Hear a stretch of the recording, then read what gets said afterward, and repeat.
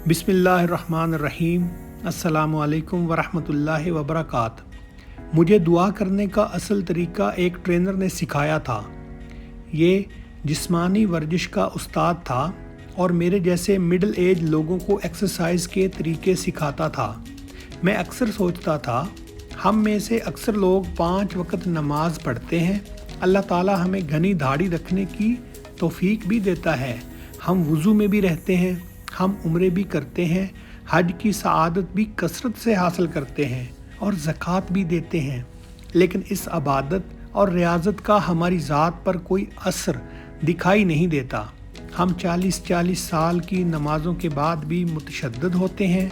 हम शिया और सुन्नी होते हैं। हम जाहिल भी रहते हैं। हम जी भर कर मुनाफा भी खाते हैं। हम ज़ख़ीरा अंदोज़ी भी करते हैं। हम कम भी तोलते हैं, हम कम भी नापते हैं। हम दूध में पानी भी डालते हैं, जाली अद्वियात भी बनाते हैं और हम अपने मुलाज़मीन का हक भी मारते हैं।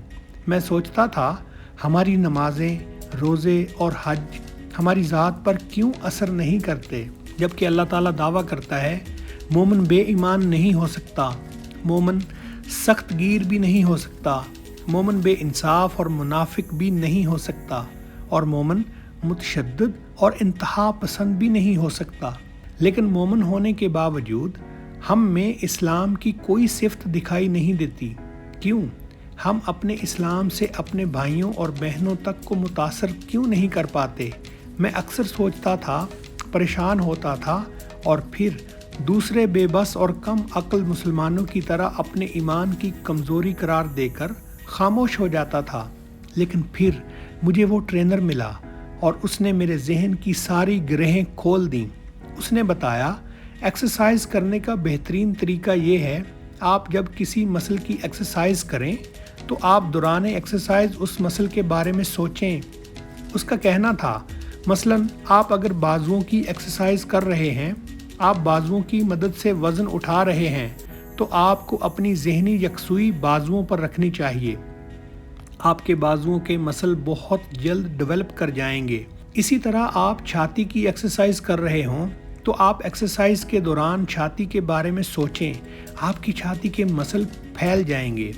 उसका कहना था, हमारा दिमाग ताकत का हेडक्वार्टर होता है। हम जब इस हेडक्वार्टर के बगैर एक्सरसाइज करते हैं तो हमारे मसल्स पर वज़न, बोझ या खिंचाव तो आता है, लेकिन उन्हें ताकत नहीं मिलती। ये इस रफ्तार से नहीं बढ़ते जिस रफ्तार से हमें इन्हें बढ़ाना चाहते हैं। उसका कहना था, हम जब अपने बाजुओं पर वज़न डालते हुए बाजुओं के बारे में सोचते हैं तो हमारे हेडक्वार्टर में जमा ताकत बाजुओं पर शिफ्ट हो जाती है और यूं बाजुओं को अंदर और बाहर दोनों तरफ से ताकत मिलती है और हमारे बाजुओं के मसल फैलने लगते हैं।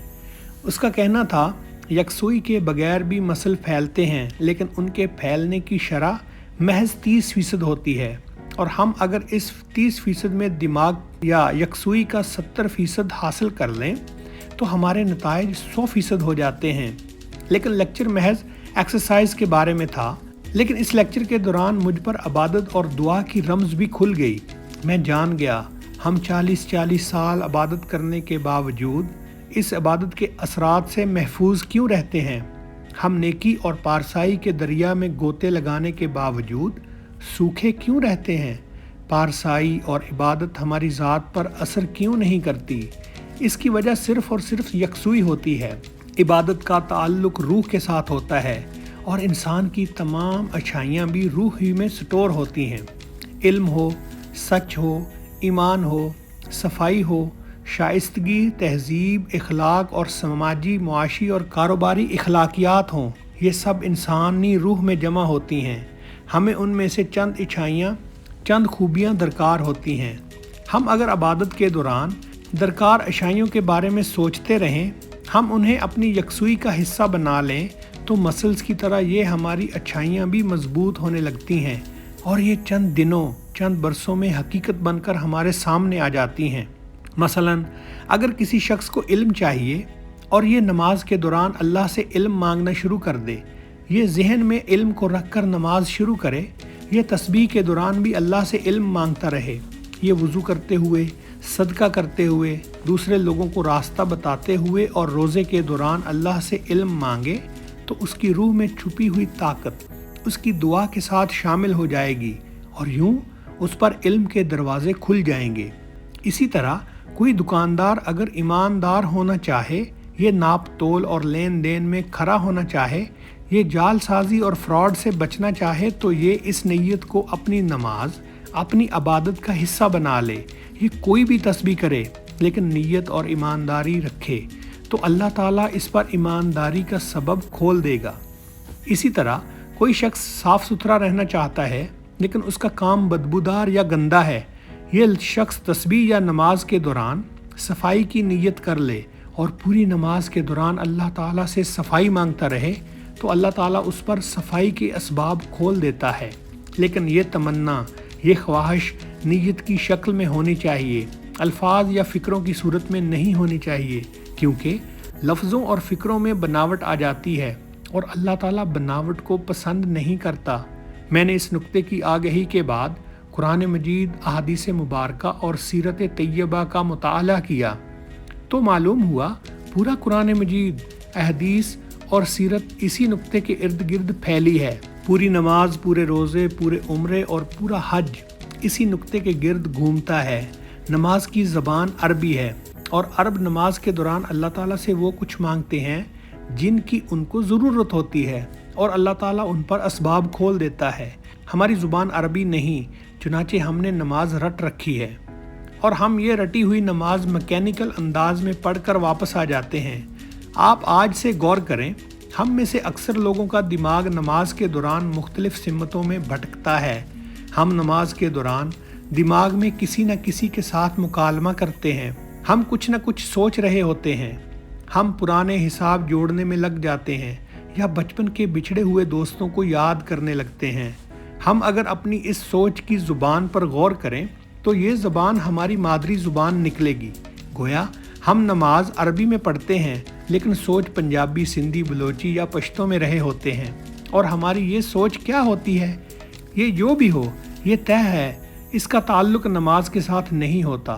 چنانچہ نماز کے دوران ہماری سوچ بھٹکتی رہتی ہے اور ہم اس دوران روبوٹ کی طرح میکینیکل نماز ادا کرتے رہتے ہیں۔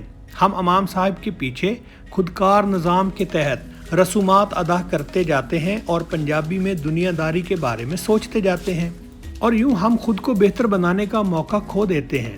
ہمارے پاس اپنی عبادت کو بہتر بنانے یا اس سے زیادہ نتائج حاصل کرنے کے دو طریقے ہوتے ہیں۔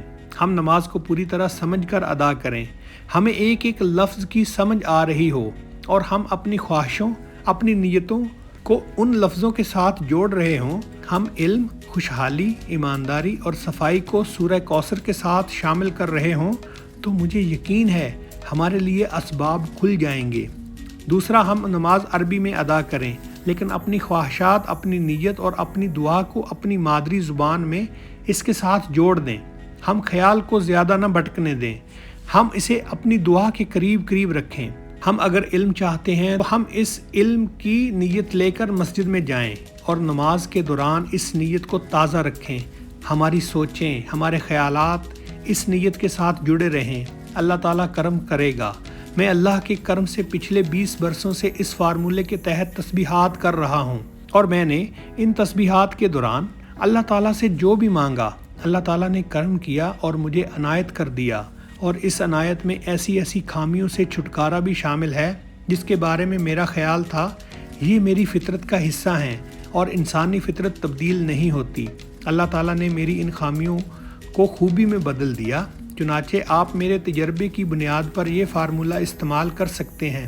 اللہ تعالیٰ آپ پر بھی کرم کرے گا۔ شکریہ دوستو، ہمارے چینل کو سبسکرائب کریں، ویڈیو اچھی لگی تو لائک کریں۔ السلام علیکم ورحمۃ اللہ وبرکاتہ۔